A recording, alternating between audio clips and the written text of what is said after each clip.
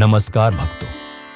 आज मैं आपको एक ऐसा दिव्य, दुर्लभ और रहस्यमय मंत्र सुनाने जा रहा हूं, जिसे बड़े बड़े साधक और तांत्रिक भी गुप्त रखते हैं। कहते हैं,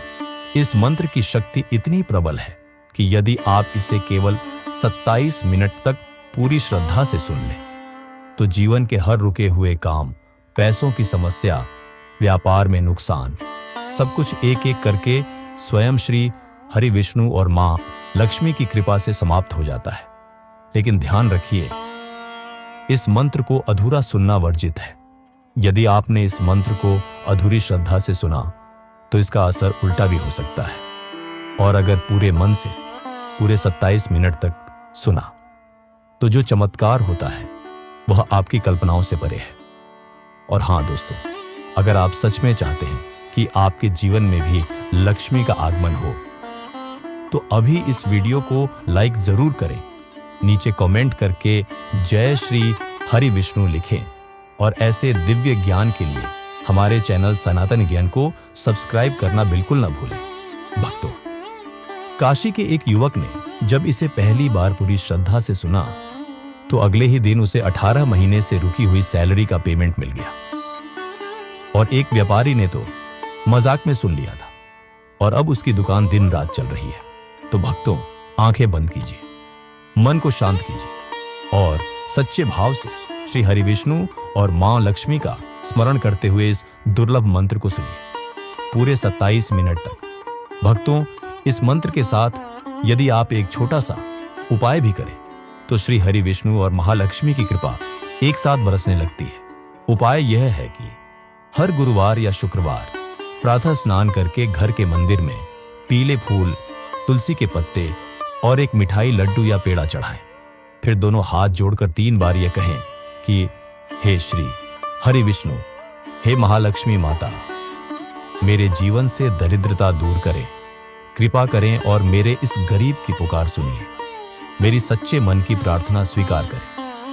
फिर इसी स्थिति में आंखें बंद करके इस मंत्र को पूरे 27 मिनट तक सुने। विश्वास मानिए,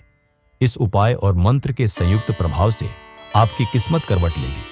और आपके जीवन में धन, समृद्धि और शुभ समाचारों की वर्षा होगी। जय श्री हरि विष्णु, जय महालक्ष्मी। अगर आपने अभी तक लाइक नहीं किया तो अभी करें, नीचे कमेंट करें AUM नारायणाय नमः और सब्सक्राइब करें, ताकि यह दिव्य ऊर्जा हर दिन आपके जीवन में प्रवेश करती रहे। शान्ताकारं भुजगशयनं पद्मनाभं सुरेशं विश्वधारं गगनसदृशं मेघवर्णं शुभांगं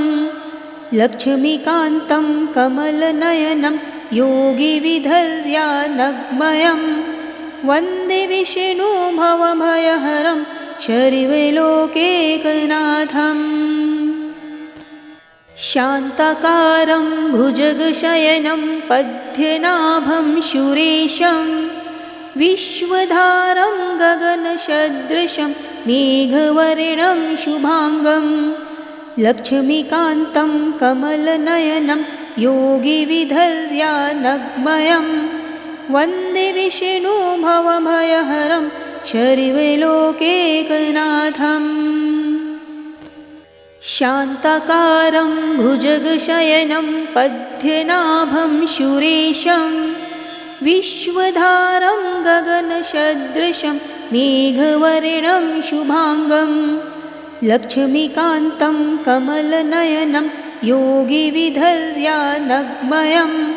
वन्दे विष्णु भवभयहरं सर्वलोकैकनाथम्। शान्ताकारं भुजगशयनं पद्मनाभं सुरेशं विश्वधारं गगनसदृशं मेघवर्णं शुभांगं लक्ष्मीकान्तं कमलनयनं योगिविधर्यानग्मयं वन्दे विष्णु भवभयहरं सर्वलोकैकनाथम्। शान्ताकारं भुजगशयनं पद्मनाभं सुरेशं विश्वधारं गगनसदृशं मेघवर्णं शुभाङ्गं लक्ष्मीकान्तं कमलनयनं योगिविधर्यानग्मयं वन्दे विष्णुभवभयहरं सर्वलोकैकनाथम् शान्ताकारं भुजगशयनं पद्मनाभं सुरेशं विश्वधारं गगनसदृशं मेघवर्णं शुभाङ्गं लक्ष्मीकान्तं कमलनयनं योगिविधर्यानग्मयं वन्दे विष्णुभवभयहरं सर्वलोकैकनाथम् शान्ताकारं भुजगशयनं पद्मनाभं सुरेशं विश्वधारं गगनसदृशं मेघवर्णं शुभाङ्गं लक्ष्मीकान्तं कमलनयनं योगिविधर्यानग्मयं वन्दे विष्णुभवभयहरं सर्वलोकैकनाथम् शान्ताकारं भुजगशयनं पद्मनाभं सुरेशं विश्वधारं गगनसदृशं मेघवर्णं शुभाङ्गं लक्ष्मीकान्तं कमलनयनं योगिविधर्यानग्मयं वन्दे विष्णुभवभयहरं सर्वलोकैकनाथम् शान्ताकारं भुजगशयनं पद्मनाभं सुरेशं विश्वधारं गगनसदृशं मेघवर्णं शुभाङ्गं लक्ष्मीकान्तं कमलनयनं योगिविधर्यानग्मयं वन्दे विष्णुभवभयहरं सर्वलोकैकनाथम् शान्ताकारं भुजगशयनं पद्मनाभं सुरेशं विश्वधारं गगनसदृशं मेघवर्णं शुभाङ्गं लक्ष्मीकान्तं कमलनयनं योगिविधर्यानग्मयं वन्दे विष्णुभवभयहरं सर्वलोकैकनाथम् शान्ताकारं भुजगशयनं पद्मनाभं सुरेशं विश्वधारं गगनसदृशं मेघवर्णं शुभाङ्गं लक्ष्मीकान्तं कमलनयनं योगिविधर्यानग्मयं वन्दे विष्णुभवभयहरं सर्वलोकैकनाथम् शान्ताकारं भुजगशयनं पद्मनाभं सुरेशं विश्वधारं गगनसदृशं मेघवर्णं शुभाङ्गं लक्ष्मीकान्तं कमलनयनं योगिविधर्यानग्मयं वन्दे विष्णुभवभयहरं सर्वलोकैकनाथम् शान्ताकारं भुजगशयनं पद्मनाभं सुरेशं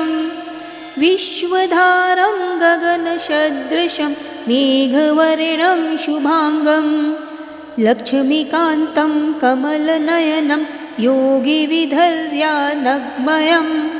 वन्दे विष्णुभवभयहरं सर्वलोकैकनाथम् शान्ताकारं भुजगशयनं पद्मनाभं सुरेशं विश्वधारं गगनसदृशं मेघवर्णं शुभाङ्गं लक्ष्मीकान्तं कमलनयनं योगिविधर्यानग्मयं वन्दे विष्णुभवभयहरं सर्वलोकैकनाथम् शान्ताकारं भुजगशयनं पद्मनाभं सुरेशं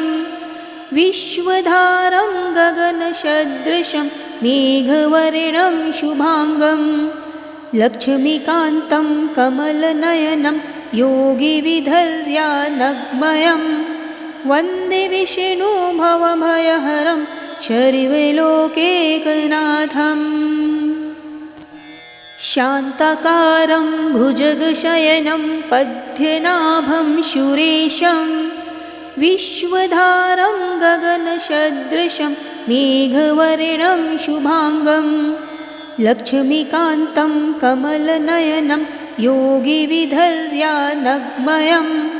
वन्दे विष्णुभवभयहरं शर्वलोकैकनाथम् शान्ताकारं भुजगशयनं पद्मनाभं सुरेशं विश्वधारं गगनसदृशं मेघवर्णं शुभांगं लक्ष्मीकान्तं कमलनयनं योगिविधर्यानग्मयं वन्दे विष्णुभवभयहरं शर्वलोकैकनाथम् शान्ताकारं भुजगशयनं पद्मनाभं सुरेशं विश्वधारं गगनसदृशं मेघवर्णं शुभांगं लक्ष्मीकान्तं कमलनयनं योगिविधर्यानग्मयं वन्दे विष्णुभवभयहरं शर्वलोकैकनाथम् शान्ताकारं भुजगशयनं पद्मनाभं सुरेशं विश्वधारं गगनसदृशं मेघवर्णं शुभांगं लक्ष्मीकान्तं कमलनयनं योगिविधर्यानग्मयं वन्दे विष्णुभवभयहरं शर्वलोकैकनाथम् शान्ताकारं भुजगशयनं पद्मनाभं सुरेशं विश्वधारं गगनसदृशं मेघवर्णं शुभांगं लक्ष्मीकान्तं कमलनयनं योगिविधर्यानग्मयं वन्दे विष्णुभवभयहरं शर्वलोकैकनाथम् शान्ताकारं भुजगशयनं पद्मनाभं सुरेशं विश्वधारं गगनसदृशं मेघवर्णं शुभांगं लक्ष्मीकान्तं कमलनयनं योगिविधर्यानग्मयं वन्दे विष्णुभवभयहरं शर्वलोकैकनाथम् शान्ताकारं भुजगशयनं पद्मनाभं सुरेशं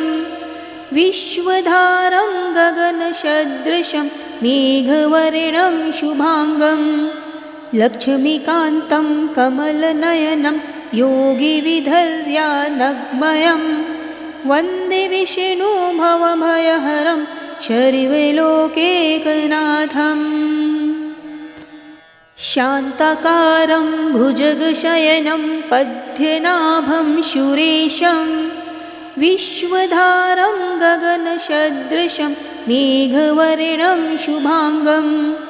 लक्ष्मीकान्तं कमलनयनं योगिविधर्यानग्मयं वन्दे विष्णुभवभयहरं शर्वलोकैकनाथम् शान्ताकारं भुजगशयनं पद्मनाभं सुरेशं विश्वधारं गगनसदृशं मेघवर्णं शुभांगं लक्ष्मीकान्तं कमलनयनं योगिविधर्यानग्मयं वन्दे विष्णुभवभयहरं शर्वलोकैकनाथम् शान्ताकारं भुजगशयनं पद्मनाभं सुरेशं विश्वधारं गगनसदृशं मेघवर्णं शुभांगं लक्ष्मीकान्तं कमलनयनं योगिविधर्यानग्मयं वन्दे विष्णुभवभयहरं शर्वलोकैकनाथम् शान्ताकारं भुजगशयनं पद्मनाभं सुरेशं विश्वधारं गगनसदृशं मेघवर्णं शुभाङ्गं लक्ष्मीकान्तं कमलनयनं योगिविधर्यानग्मयं वन्दे विष्णु भवभयहरं शर्वलोकैकनाथम् शान्ताकारं भुजगशयनं पद्मनाभं सुरेशं विश्वधारं गगनसदृशं मेघवर्णं शुभाङ्गं लक्ष्मीकान्तं कमलनयनं योगिविधर्यानग्मयं वन्दे विष्णु भवभयहरं शर्वलोकैकनाथम् शान्ताकारं भुजगशयनं पद्मनाभं सुरेशं विश्वधारं गगनसदृशं मेघवर्णं शुभाङ्गं लक्ष्मीकान्तं कमलनयनं योगिविधर्यानग्मयं वन्दे विष्णु भवभयहरं शर्वलोकैकनाथम् शान्ताकारं भुजगशयनं पद्मनाभं सुरेशं विश्वधारं गगनसदृशं मेघवर्णं शुभाङ्गं लक्ष्मीकान्तं कमलनयनं योगिविधर्यानग्मयं वन्दे विष्णु भवभयहरं शर्वलोकैकनाथम् शान्ताकारं भुजगशयनं पद्मनाभं सुरेशं विश्वधारं गगनसदृशं मेघवर्णं शुभाङ्गं लक्ष्मीकान्तं कमलनयनं योगिविधर्यानग्मयं वन्दे विष्णु भवभयहरं शर्वलोकैकनाथम् शान्ताकारं भुजगशयनं पद्मनाभं सुरेशं विश्वधारं गगनसदृशं मेघवर्णं शुभाङ्गं लक्ष्मीकान्तं कमलनयनं योगिविधर्यानग्मयं वन्दे विष्णु भवभयहरं शर्वलोकैकनाथम्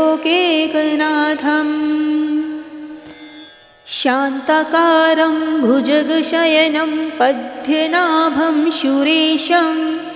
विश्वधारं गगनसदृशं मेघवर्णं शुभाङ्गं लक्ष्मीकान्तं कमलनयनं योगिविधर्यानग्मयं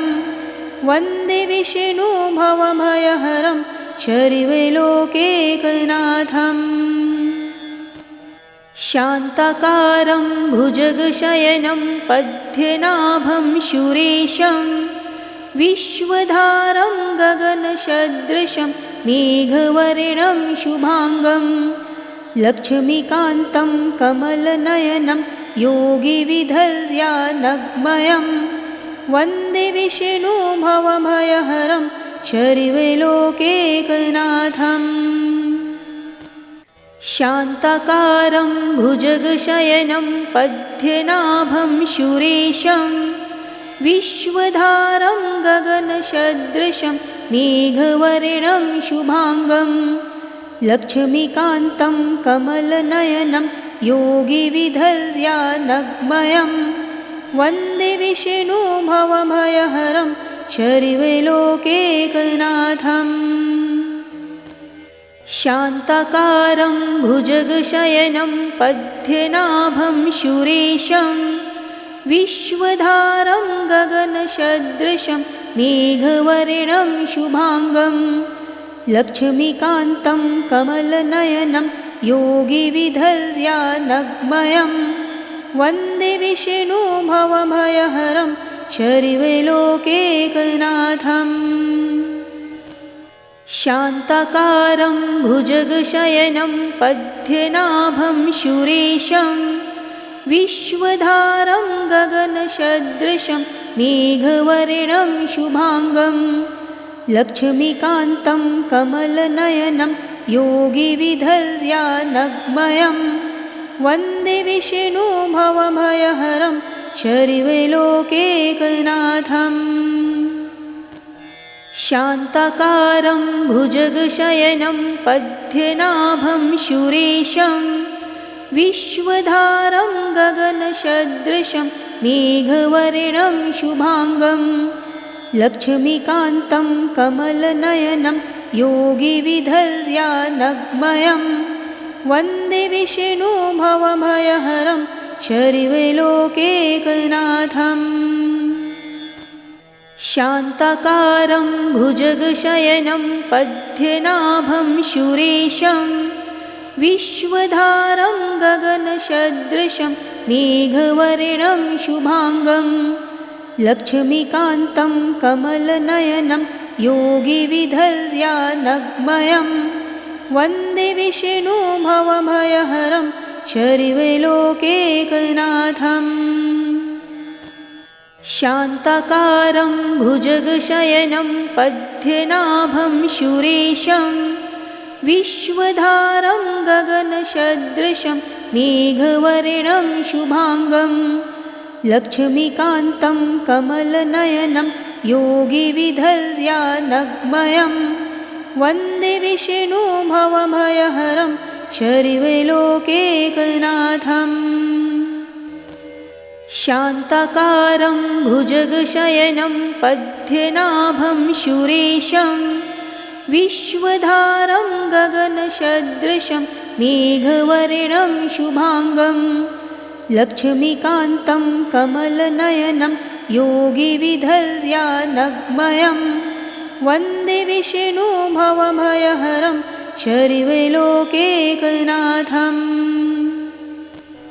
शान्ताकारं भुजगशयनं पद्मनाभं सुरेशं विश्वधारं गगनसदृशं मेघवर्णं शुभांगं लक्ष्मीकान्तं कमलनयनं योगिविधर्यानग्मयं वन्दे विष्णुभवभयहरं शर्वलोकैकनाथम्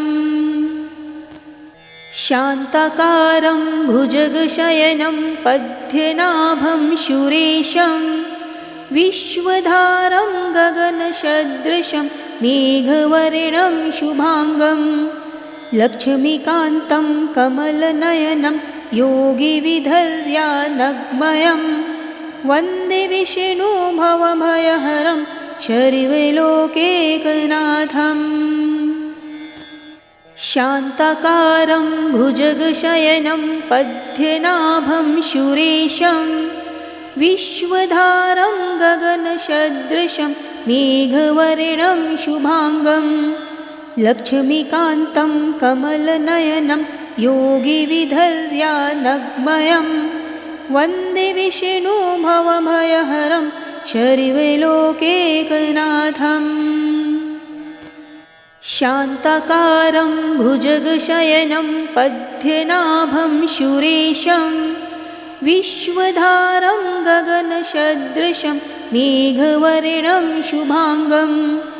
लक्ष्मीकान्तं कमलनयनं योगिविधर्यानग्मयं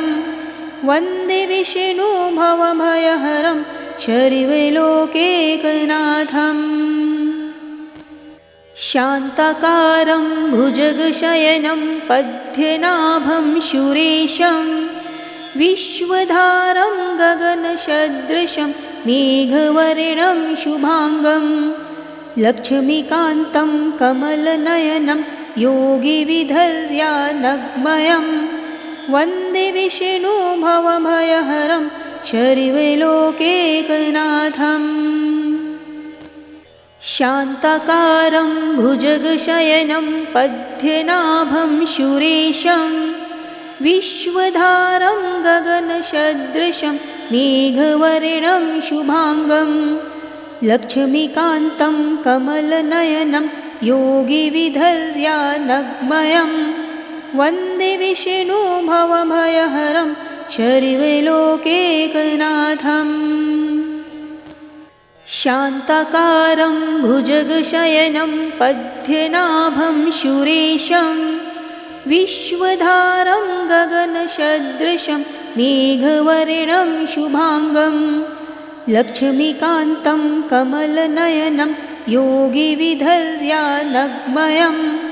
वन्दे विष्णु भवभयहरं शर्वलोकैकनाथम् शान्ताकारं भुजगशयनं पद्मनाभं सुरेशं विश्वधारं गगनसदृशं मेघवर्णं शुभाङ्गं लक्ष्मीकान्तं कमलनयनं योगिविधर्यानग्मयं वन्दे विष्णु भवभयहरं शर्वलोकैकनाथम् शान्ताकारं भुजगशयनं पद्मनाभं सुरेशं विश्वधारं गगनसदृशं मेघवर्णं शुभाङ्गं लक्ष्मीकान्तं कमलनयनं योगिविधर्यानग्मयं वन्दे विष्णु भवभयहरं शर्वलोकैकनाथम् शान्ताकारं भुजगशयनं पद्मनाभं सुरेशं विश्वधारं गगनसदृशं मेघवर्णं शुभाङ्गं लक्ष्मीकान्तं कमलनयनं योगिविधर्यानग्मयं वन्दे विष्णु भवभयहरं शर्वलोकैकनाथम्